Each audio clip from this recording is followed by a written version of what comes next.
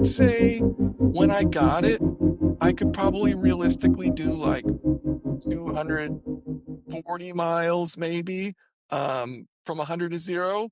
And if I were to guess in those same conditions now, it'd probably be like real low 200s, if yeah, probably around that.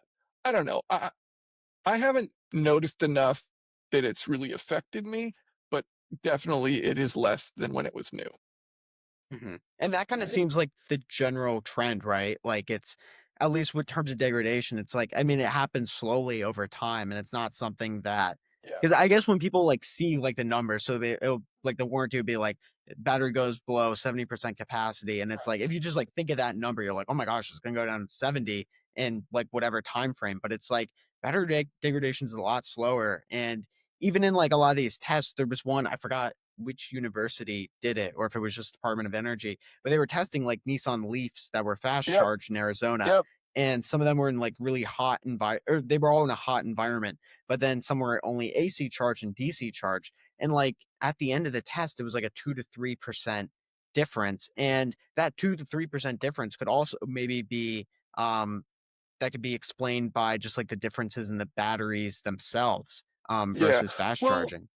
the Leaf is a really good example, and I don't remember the exact numbers, but like it was really bad degradation. I want to say it was down to like 75% after like 50,000 miles.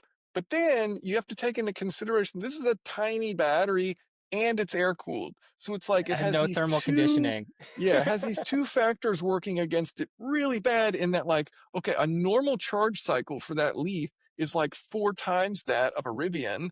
Um, and it can't cool the battery. Like they fast charge once per day. Like they were terrible. And so they were fast charging it, and in Arizona it's like all the worst conditions, and still it was like 75%. And so that's like the equivalent of like 200,000 miles with like a big battery. So yeah, it's like